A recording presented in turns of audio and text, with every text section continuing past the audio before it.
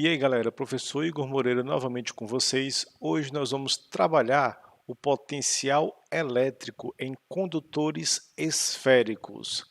Primeira pergunta: por que especificamente em condutores esféricos? Aí é que vem a grande questão que vocês vão recordar que nós já trabalhamos anteriormente, hein? Nós utilizamos sempre condutores esféricos porque existe o chamado poder das pontas. Quando você faz uso de qualquer condutor que não tenha formato esférico, as cargas não vão se distribuir de forma homogênea pelo condutor. Já no condutor esférico não vai ficar nenhum lugar com mais carga do que o outro. Então, todos os lugares, todos os pontos do condutor vão ter exatamente o mesmo valor de carga elétrica, certo? Então, veja bem, eu tenho aqui um condutor esférico que está carregado positivamente. Eu fiz aqui, logo abaixo do condutor esférico, um plano cartesiano, onde o eixo vertical desse plano cartesiano está alinhado com o centro do condutor. Motivo que, como você já deve ter visto antes, apesar de saber que todas as cargas elétricas de um condutor esférico se encontram na sua superfície, nós temos a ideia de que, para efeito de cálculo, nós determinamos tanto o campo elétrico quanto o potencial elétrico, imaginando que todas as cargas se concentram no seu centro, mesmo sabendo que todas as cargas estão na superfície, ok? Então, sabemos que as cargas estão na superfície, mas consideramos que todas elas se encontram no centro do condutor. Beleza. Partindo desse princípio, e se eu traçar essa linha vertical bem aqui, ó, eu posso dizer que essa abscissa aqui do eixo horizontal corresponde exatamente ao raio da circunferência, tendo em vista que é exatamente essa distânciazinha, ó, a mesma distância que eu tenho aqui na parte de cima, eu tenho aqui na parte de baixo, já que eu tracei uma reta na vertical. Tranquilo? Beleza. Isso me diz o quê? Que nessa região aqui, ó, do eixo, entre o 0 e o R, eu estou dentro do condutor. E a partir do R, eu estou fora do condutor. Massa? Por que eu tenho que fazer essa diferenciação? Por que eu tenho que dividir nesses dois espaços?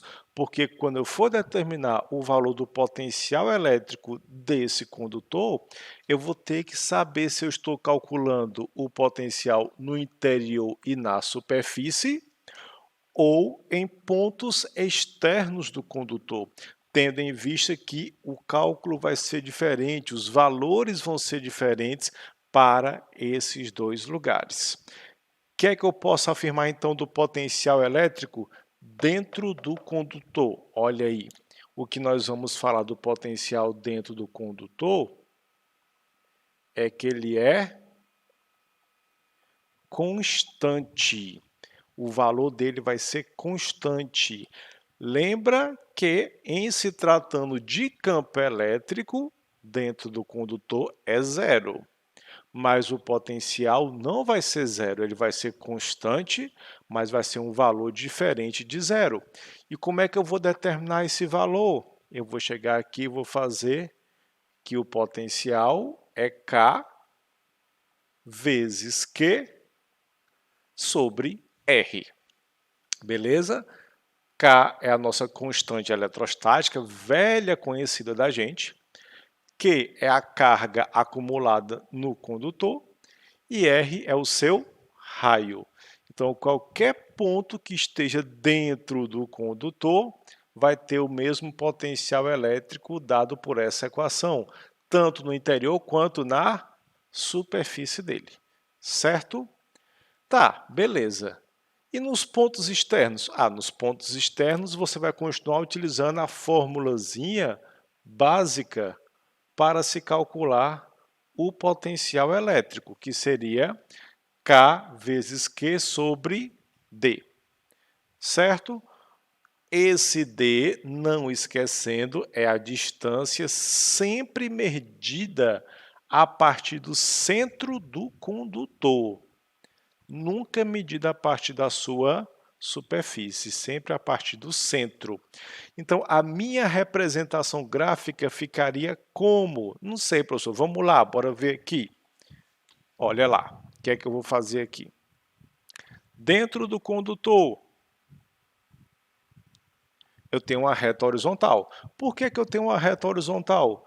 Porque eu sei que dentro do condutor o potencial elétrico é constante. Esse valor vai ser exatamente o K vezes Q sobre R. A partir do momento que eu saio do condutor, que passo a determinar o potencial por essa expressão aqui, o que é que vai acontecer? Vai acontecer que ele vai se tornar inversamente proporcional à distância. E se é uma relação inversamente proporcional, a partir daqui eu terei uma hipérbole, certo? Lembrando que na equação para se determinar potencial elétrico, você não utiliza o módulo da carga, você usa a carga completa, o valor e o sinal dela. Portanto, eu estou fazendo esse gráfico acima do eixo horizontal, porque eu sei que o condutor é positivo. Mas se o condutor fosse negativo, esse gráfico estaria na parte de baixo, porque o potencial também seria negativo. Beleza? Então você tem que ter esse cuidado já quando vai trabalhar com condutores, ao invés de simplesmente com cargas elétricas. Saber se o potencial que você está calculando é dentro ou é fora do condutor. Show? Vamos lá.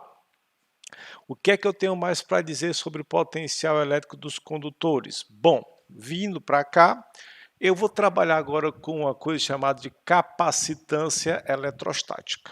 Primeiro, vamos saber o que é essa capacitância. Capacitância basicamente define a capacidade de acumular carga de um condutor.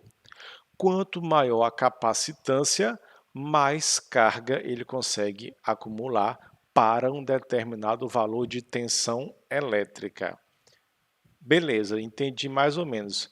Mas vamos lá, que eu vou já deixar isso aí mais claro. Como é que eu determinaria a capacitância de um condutor? Primeiro, o símbolozinho dela vai ser um C. Então, vamos botar aqui o C. E essa capacitância poderia ser determinada como sendo a carga acumulada pelo condutor dividido pelo potencial ao qual ele foi submetido. A unidade padrão que você vai usar aqui para o sistema internacional é um F maiúsculo que você vai ler como Farad. Pronto. É assim que eu determino a capacitância do condutor. Assim, não, mas aí você está burlando o sistema, porque você está me dizendo aqui que capacitância mede a quantidade de carga que um condutor é capaz de acumular. E você já está usando a carga que ele acumulou. Então você está burlando o sistema, você já está indo para o resultado antes de me dar a informação que eu quero. Pronto, é agora que a gente vai chegar na informação que a gente quer. Se eu chegasse bem aqui para você e colocasse o seguinte: eu vou dizer que o potencial elétrico do condutor é isso daqui, ó, é K vezes Q sobre R. Então, onde tem esse V, eu vou colocar K vezes Q sobre R. Certo? Porque esse V aqui é exatamente igual a tudo isso daqui. Beleza? Então, olha o que é que eu vou fazer. Eu tenho uma fração de uma fração, eu vou repetir a primeira e vou multiplicar pelo inverso da segunda. Olha aí. O que é que eu vou fazer com esse Q aqui, ó? Previsível, hein, ó? Papocou o Q. E daqui eu tiro o quê? Que a capacitância de um condutor esférico é o seu raio sobre a constante eletrostática. Agora sim eu cheguei num ponto importante. Por que que eu cheguei num ponto importante? Veja que essa constante vai ser a mesma para qualquer condutor que você for utilizar. Então, se o K é o mesmo para todos os condutores, o que é que realmente está influenciando na capacitância? O que é que realmente está influenciando na capacidade de carga do condutor? Ora, o que realmente está influenciando é o seu raio. Isso é o mesmo para todo mundo. Então, o que vai fazer com que a capacitância de um condutor seja diferente da capacitância de outro condutor é pura e simplesmente o valor do seu raio. Então, olha aí, que relação interessante. Se eu tenho o raio no numerador dessa divisão, quanto maior o raio, maior a capacitância.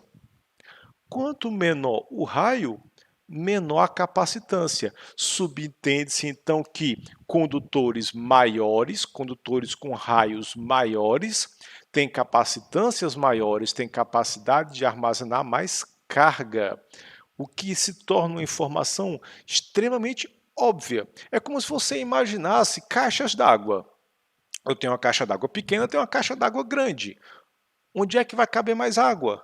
Na caixa d'água grande. Então, se eu tenho um condutor com um raio maior, um condutor com um tamanho maior, ele vai ser capaz de acumular mais carga elétrica. Show? Beleza? Tá, essa parte eu entendi, professor, mas eu não estou entendendo onde é que isso vai nos levar. Porque até agora eu vi um monte de fórmula simples, que é só jogar o número dentro, fazer uma continha, blá, blá, blá, blá, blá, blá, e eu consigo fazer a questão de boa. Show! Mas onde é que isso vai querer me levar? Pronto, essa é a informação crucial que a gente vai fazer agora. Eu vou dar um breakzinho no vídeo, só enquanto eu limpo o quadro, para a gente vir com a cereja do bolo dessa aula, ok? Não sai daí não, hein? Muito bem, voltamos, nosso quadro está renovado, bonitinho, com informações novas. Vamos voltar ao ponto onde nós paramos. Eu quero saber aqui o que é que a capacitância, o que é que o raio do condutor vai influenciar quando eu estiver trabalhando com esses condutores. Ora, veja bem, eu estou trabalhando agora com equilíbrio eletrostático de condutores. Então, eu tenho aqui um condutor esférico A com raio A e uma carga A, um condutor esférico B com raio B e carga B. Você vai reparar de cara que o tamanho de A é diferente do tamanho de B, certo? Show! Posso assegurar com certeza que eles têm capacitâncias diferentes, não posso? Maravilha! Professor, o que é que você está querendo fazer? Olha, o que eu quero fazer é o seguinte, eu quero pegar um pedacinho de fio e ligar o A ao B. E eu quero saber o seguinte, vai passar a carga de A para B? Aí você vai parar e vai pensar, não sei. Eu não tenho informação suficiente para saber se vai passar a carga de A para B. Realmente, eu não lhe dei informação suficiente para você me dar essa resposta. Mas como é que eu poderia condicionar? O que é que eu poderia afirmar que teria que acontecer para que passasse carga de A para B ou de B para A? Aí vamos puxar também um pouquinho aí da nossa memória. O que é que motiva, o que é que determina, o que é que faz com que uma carga se mova de um lugar para o outro? Ora, tem que haver o nosso famoso, nosso maravilhoso, nosso gostoso, conceito de DDP, nossa abreviaçãozinha para diferença de potencial. Então, somente passará carga de A para B se o potencial de A for diferente do potencial de B. Aí, quando você respeita essa condição, aí você pode dizer que há passagem de cargas elétricas. Mas, professor, é de A para B ou de B para A? Não sei. Aí realmente eu não tenho como lhe dizer por enquanto, porque eu não tenho informações suficientes. Cargas elétricas. É porque também não está errado, né? Colocar cargas elétrons, porque só passa elétrons mesmos. Cargas elétricas, pronto. Porque a pessoa se complica todinha quando é para escrever. Escrever não é comigo, acho que inclusive tem um acento aqui, né? Pronto, tá aí. Beleza. Eu tenho que vai haver uma passagem de elétrons do potencial menor para o potencial maior. Pronto, é isso que eu tenho. Ah, então quer dizer que eles vão passar cargas entre si até que os dois fiquem com a mesma carga elétrica. Não é isso. Presta atenção na confusão. O que é que eu considero como equilíbrio eletrostático? Gente, isso aqui é casca de banana. Cuidado para não errar isso aqui no vestibular. O cara vai colocar lá a questão teórica dizendo que os dois condutores ficam em equilíbrio eletrostático quando suas cargas ficam iguais. Não cai nessa, certo? Se eu estou afirmando para você que vai haver transferência de cargas entre os dois enquanto os potenciais forem diferentes, eu pergunto, quando é que vai parar de passar carga entre os dois? Quando os potenciais se tornarem iguais. Então, não existe equilíbrio eletrostático quando você tem cargas iguais entre condutores de tamanhos diferentes. O equilíbrio eletrostático se dá quando os potenciais se tornam iguais. Não é com cargas iguais. Ah, professor, mas essa noção ainda não ficou muito clara para mim. Não, eu estou confuso. Então vamos lá. Eu fiz aqui uma pequena analogia para a gente interpretar. Vamos dizer que você tem dois reservatórios para água, interligados por um cano que tem uma válvula que está fechada. Vamos fazer o seguinte? Vamos imaginar que a água é como se fosse a carga? Se eu colocar a mesma quantidade de água nos dois, será que vai ficar o mesmo nível? Aí você pensaria, não, claro que não, porque um é fininho e o outro é grosso. Se eu colocar a mesma quantidade de água, nesse aqui vai ficar lá em cima e nesse aqui vai ficar lá embaixo. Ele é mais grosso, ele tem uma área maior, então não vai ficar a mesma quantidade. Ou, perdão, vai ficar a mesma quantidade, vai ficar a mesma altura. A mesma quantidade é porque eu botei a mesma quantidade, não vai ficar a mesma altura. Beleza. Levando em consideração que os dois têm a mesma quantidade de água. Olha aqui, estou comparando a água com a carga, hein? Os dois têm a mesma quantidade de água. Se eu abrisse essa válvula, passaria água de um para o outro? Aí você olhar isso, passaria. Opa, mas eles têm a mesma quantidade de água. Por que é que vai passar? Porque o que interessa não é ficar a mesma quantidade de água. Vai passar água de um para o outro até que eles fiquem no mesmo nível, na mesma altura. Aí eles alcançaram o equilíbrio dele. É a mesma coisa com os condutores. A ideia não é fazer com que eles fiquem com o mesmo valor de carga elétrica. A ideia é fazer com que eles tenham o mesmo potencial elétrico. Show? Como é que eu consigo isso? Bom, se eu falei que o potencial de A é igual ao de B, no lugar do potencial de A, a fórmulazinha que a gente viu antes, eu posso colocar K carga de A sobre raio de A. Não posso? Beleza. No lugar do potencial de B, eu posso colocar K, carga de B, raio de B. Olha aí o que é que eu vou fazer agora, ó. Papoquei o K. O que é que sobrou para mim? Carga de A sobre o raio de A igual a carga de B sobre o raio de B. Pronto. Ah, pronto? Pronto. E caguei ainda, eu não estou entendendo nada. O que é que isso aqui quer dizer? Lembre das suas aulas de matemática. Você que se garante em matemática sabe que se a relação entre duas grandezas é uma divisão, essas grandezas são diretamente proporcionais. Então quer dizer que se a carga e o raio são diretamente proporcionais, quem tem mais raio, consequentemente, vai acumular mais carga. Ou seja, no equilíbrio eletrostático, o A teria mais carga do que o B, porque o raio de A é maior. Se o raio de A fosse o dobro do raio de B, a carga de A seria o dobro da carga de B. Show? Professor, e tem uma fórmula para calcular essas cargas que eles vão ter no equilíbrio eletrostático deles? Tem. Fórmula? Tem, né? Mas, vamos lá, eu vou colocar aqui a formulazinha. Como é que ficaria a carga final do corpo A?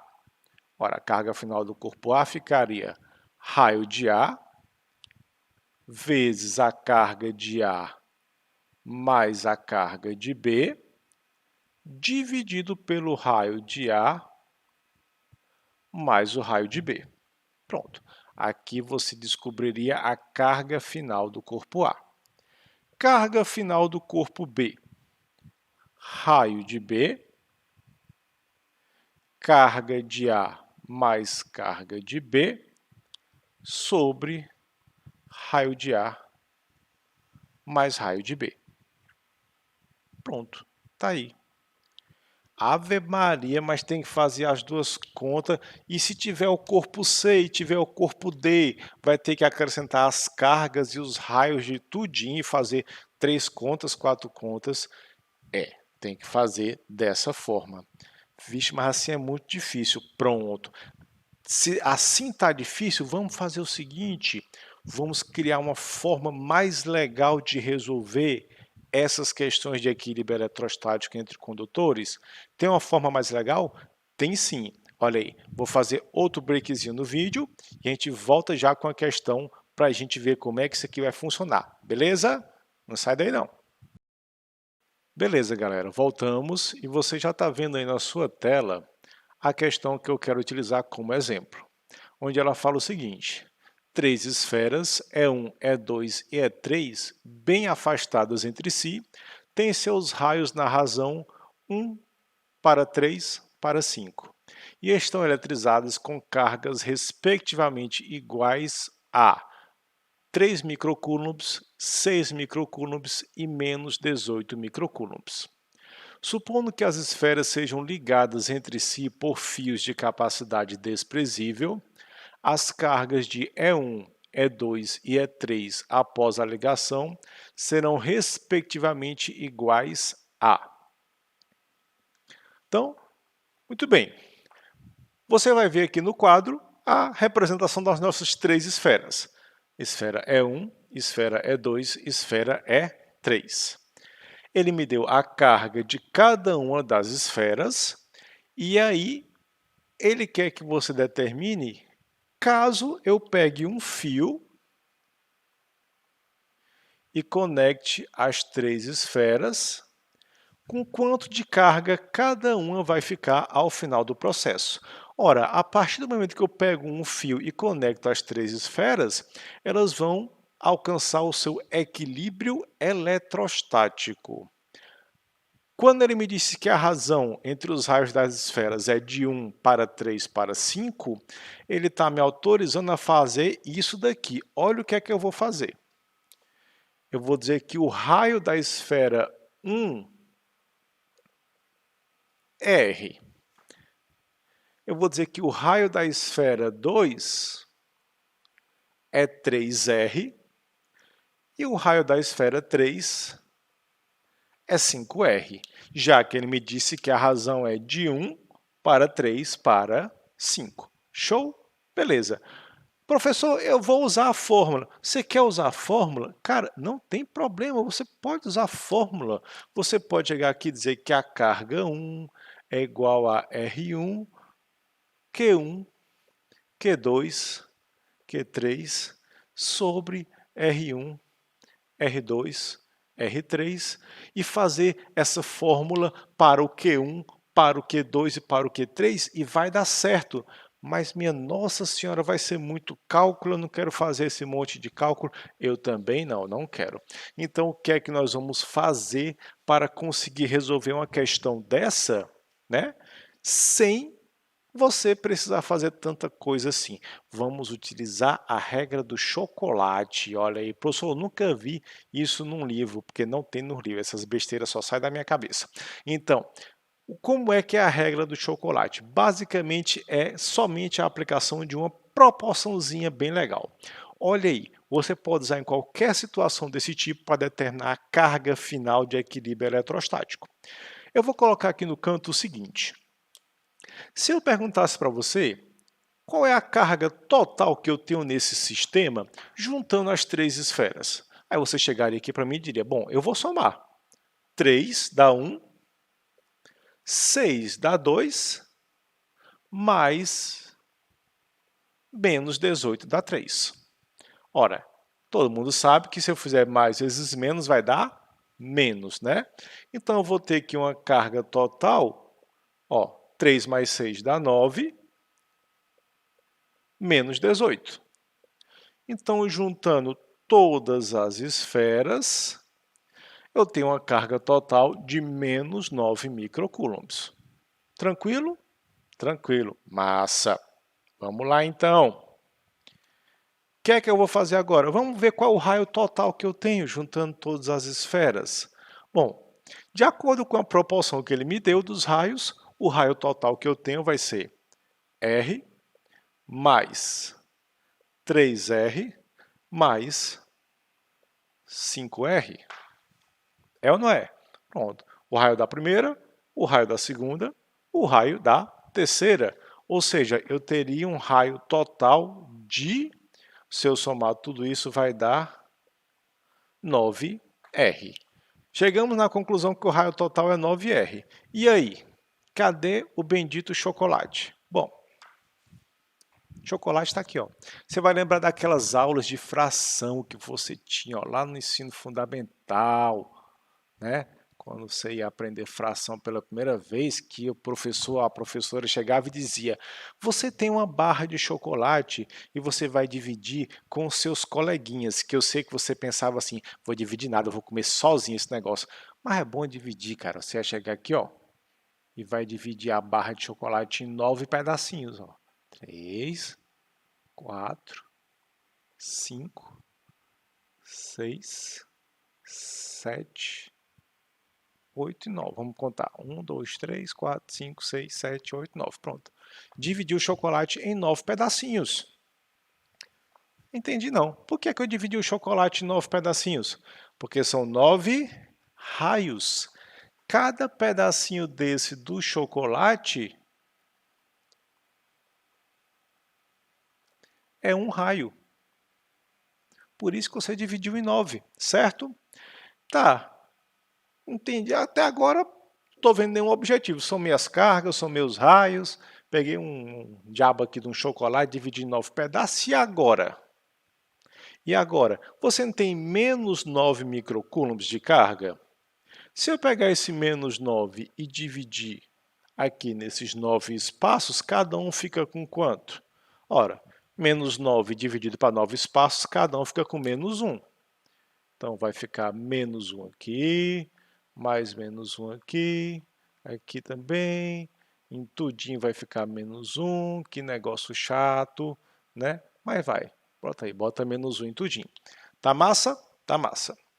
Pronto. E agora, cadê a carga final? Vamos lá. Esfera 1 tem quantos raios? Só tem um. Pronto. Tá aqui a esfera 1. Esfera 2 tem quantos raios? Tem 3. Massa. Tá aqui a esfera 2. Esfera 3 tem quantos raios? Tem 5. Olha aqui, ó. 5 raios. Tá aqui a esfera 3.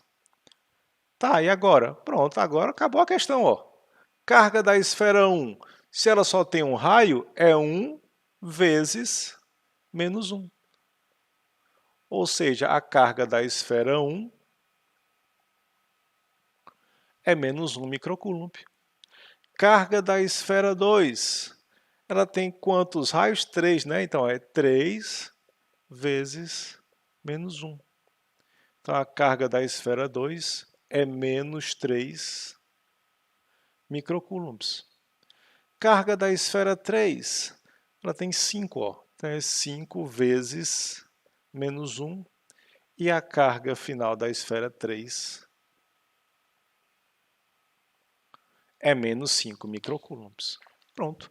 Terminada a questão, sem precisar aplicar a fórmula grande, sem precisar fazer 3 vezes a fórmula para resolver a questão. Certo? Quem quiser usar a fórmula está lá, já foi dada. Quem achou legal a regrazinha do chocolate, pode fazer que funcione em 100% dos casos. Beleza? Show? Então, galera, por hoje a gente vai ficando por aqui. Não percam as nossas próximas aulas e até a próxima. Valeu!